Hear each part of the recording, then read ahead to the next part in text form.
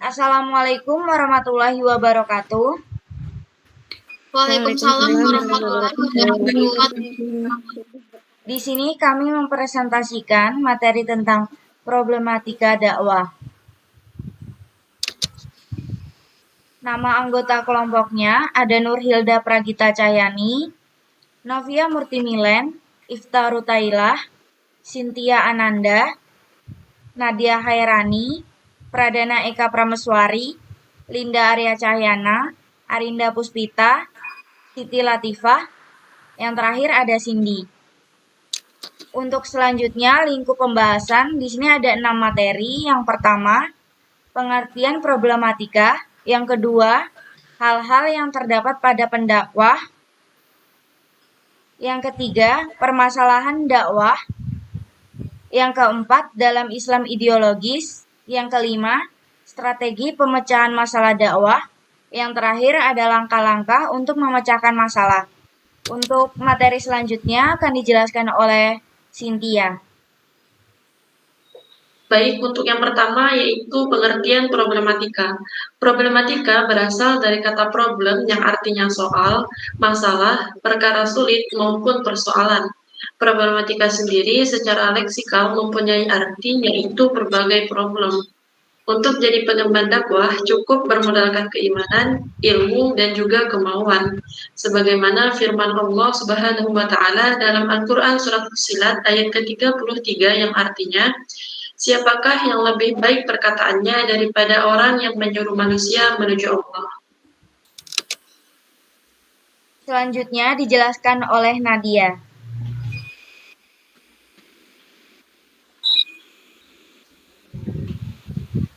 Dua, hal-hal yang terdapat pada pendakwah.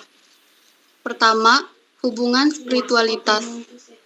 Ketika menjadi masa remaja, normalnya kita mulai berpikir tentang makna dan tujuan hidup yang sangat erat kaitannya dengan agama. Karena hal ini bakal membimbing kita dalam jalan hidup dan membingkai masa depan. Dua, penghargaan. Setiap remaja membutuhkan hal ini untuk mengembangkan dan kemampuan diri, aktivitas dakwah dan menyalurkan secara positif bakat Islam dan kaum muslim di seluruh dunia.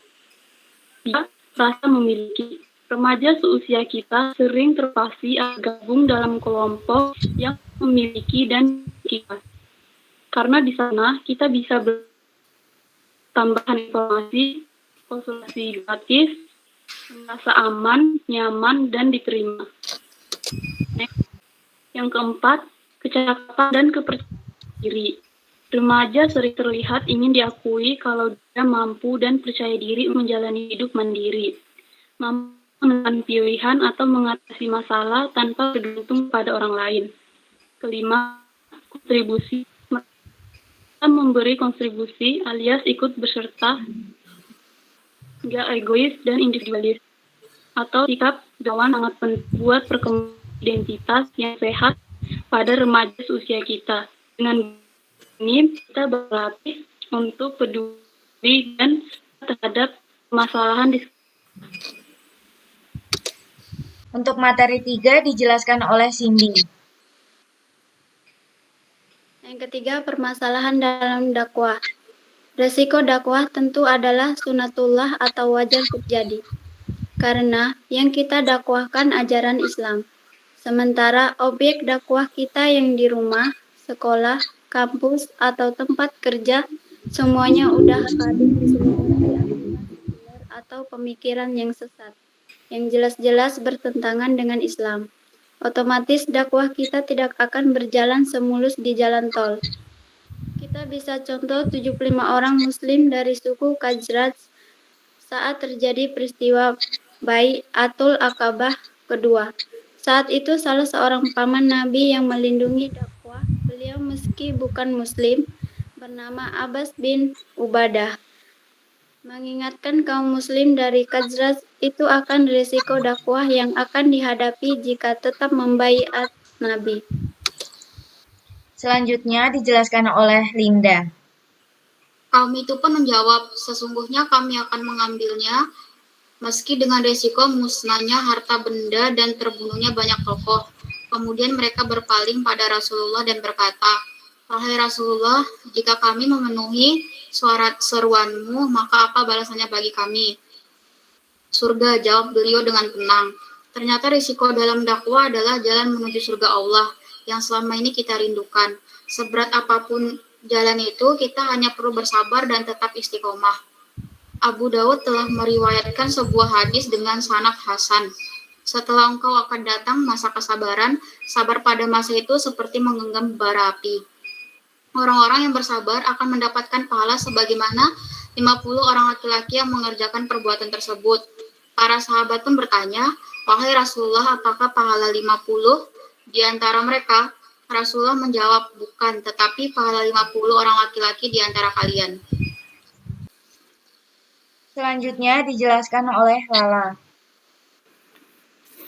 Yang keempat, ada dakwah Islam ideologis. Kita tidak merasa cukup dengan mendakwahkan Islam cuma sebagian, seolah perbaikan moral atau peningkatan akhlak individu masyarakat menjadi solusi pamungkas dalam setiap permasalahan. Padahal syariat Islam itu begitu luas, mencakup solusi dalam permasalahan pemerintahan, ekonomi, politik, sosial, budaya, dan juga pendidikan dan lain-lain. Karena itu kita wajib memahami dan mendakwakan Islam sebagai nizamul hayah, alias aturan hidup yang tidak hanya mengatur ibadah atau akhlak semata. Islam yang memiliki peran sebagai kaidah fikriyah atau landasan berpikir dan qiyadah fikriyah atau kepemimpinan berpikir. Sebagai kaidah fikriyah, Islam akan menjadi filter alias saringan sekaligus tameng menghadapi serangan pemikiran dan budaya barat sekuler. Dan sebagai qiyadah fikriyah, Islam akan membimbing kita dalam menyelesaikan dan mencegah terulangnya setiap masalah hidup yang mampir ke kita dengan tuntas dan berpahala. Selanjutnya dijelaskan oleh Novia. Yang selanjutnya dijelaskan oleh Novia. 5. Strategi pemecahan masalah dakwah. Ada 6 yang harus dipertimbangkan, minimal sebagai berikut. 1. Pendalaman keilmuan Islam harus lebih ditingkatkan. 2. Pemberian materi baru lebih selektif. 3. Jumlah kuantitas tidak menjadi ukuran pendanaan. 4. Dakwah bukan sekedar ajakan ke jalan yang lurus. 5. Targetnya jelas dan konkret. 6. Hasil yang jelas. Selanjutnya dijelaskan oleh Dana. Beberapa stakeholders yang berperan dalam pengembangan dakwah agar masalah dakwah kemunculannya diminimalkan yaitu yang pertama, imam masjid tetap. Masjid dengan kualifikasi tertentu harus mempunyai imam tetap. Yang kedua, imam kantor, termasuk imam tentara. Yang ketiga, pengajar agama di sekolah.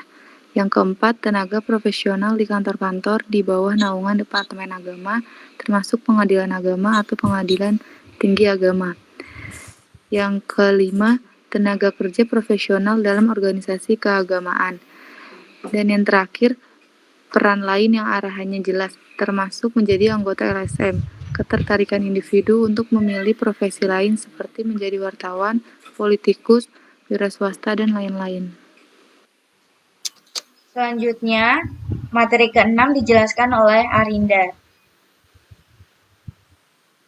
Yang keenam, ada langkah-langkah untuk memecahkan masalah. Pertama, perlu ada pengadaran yang serius untuk memproduksi juru-juru dakwah dengan pembagian kerja yang rapi. Kedua, setiap organisasi Islam yang berminat dalam tugas-tugas dakwah perlu membangun laboratorium dakwah. Yang ketiga, proses dakwah tidak boleh lagi terbatas pada dakwah bil lisan, tapi harus diperluas dengan dakwah bil hal. Bil kitabah atau lewat tulisan, bil hikmah atau dalam arti politik, bil ijtihadiyah atau ekonomi, dan sebagainya. Yang keempat, media massa cetak dan terutama media elektronik harus dipikirkan sekarang juga. Media elektronik yang dapat menjadi wahana atau sarana dakwah perlu dimiliki oleh umat Islam. Dan terakhir, kelima, merebut remaja Indonesia adalah tugas dakwah Islam jangka panjang. Anak-anak dan para remaja kita adalah aset yang tak ternilai. Mereka wajib kita selamatkan dari pengikisan akidah yang terjadi akibat inflasi. nilai-nilai non-Islami ke dalam jantung berbagai komunitas Islam di Indonesia. Untuk yang terakhir, dijelaskan oleh Ustaz. Baik, dakwah dalam prakteknya merupakan kegiatan untuk mentransformasikan nilai-nilai agama yang punya arti penting dan berperan langsung dalam pembentukan persepsi umat tentang berbagai nilai kehidupan. Dalam Islam, pada dasarnya setiap muslim berkewajiban untuk melaksanakan tugas dakwah, baik secara individu maupun secara institusi. Karena secara substansial, dakwah bertujuan untuk melanjutkan risalah Islamiyah. Sekian dari penjelasan kami. Bila ada salah kata, mohon dimaaf. Wassalamualaikum warahmatullahi wabarakatuh. Waalaikumsalam warahmatullahi wabarakatuh.